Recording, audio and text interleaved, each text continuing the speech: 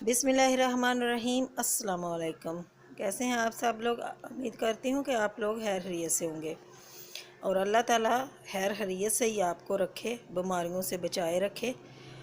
तो आज मैं आपके लिए लेकर आई हूँ आलू मटर की रेसिपी। और आलू मटर में एक चीज़ ऐसी डालेंगे कि इसका जायका बहुत ही मज़ेदार हो जाएगा। चलते हैं आलू मटर बनाने के लिए। सबसे पहले इसमें तेल गरम करके इसमें 2 मीडियम साइज़ के प्याज शामिल करेंगे और प्याज को थोड़ा सा हल्का सा ब्राउन करना है।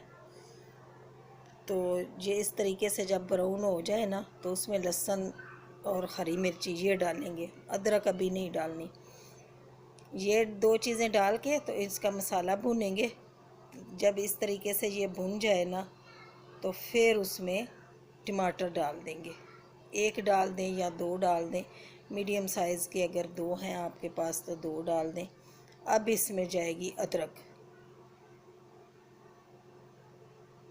अगर लहसुन के साथ हम अदरक डाल देते हैं ना तो अदरक का फिर वो स्वाद नहीं आता।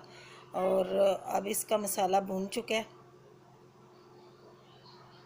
अब सूखे मसाले इसमें डालते हैं हस्बे जायका। इसमें नमक जाएगा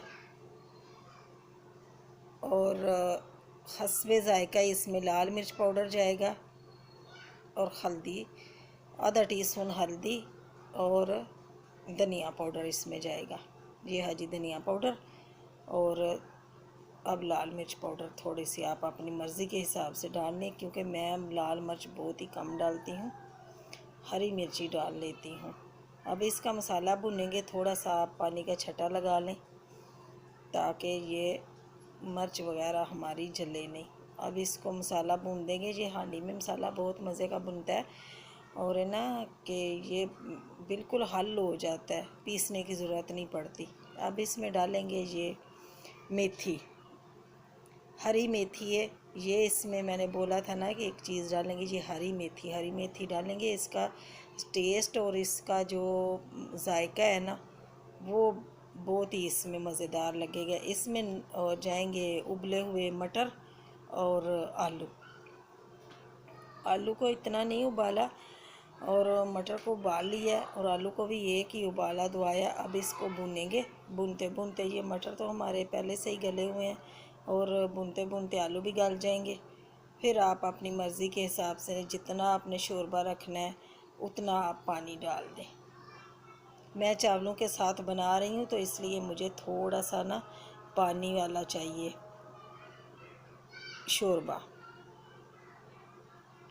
अब इसको ऊपर से ढक देंगे 3 से 4 मिनट के लिए, आलू वगैरह गल जाए। अब इस पॉइंट पे आप नमक चख लें। नमक अगर आपको सही लगे तो ठीक है, वरना थोड़ा सा आप डाल लीजिएगा। अब इसमें जाएगी गरम मसाला और काली मिर्च को ऊपर इसलिए डाला है कि साथ सालन के नहीं डाली, क्योंकि काली हो जाती है, सालन हमारा सारा काला हो जाता है और फ्लेवर भी इसका नहीं आता। देखें इतना मज़ेदार आलू मटर का सालन बन के तैयार हुआ है। आप पराठे के साथ खाएं, नान के साथ खा लें, चावलों के साथ चावल उबाल लें, चावलों के साथ खाएं। बहुत ही मज़ेदार और जायकेदार ये सालन बन के तैयार हुआ है। अगर आप इसी तरीके से बनाएंगे ना तो आप मुझसे भी बेहतर सालन बना सकेंगे। है ना इतनी आसान रेसिपी। चलें इसी रेसिपी के साथ फिर आपसे इजाज़त लेती हूँ।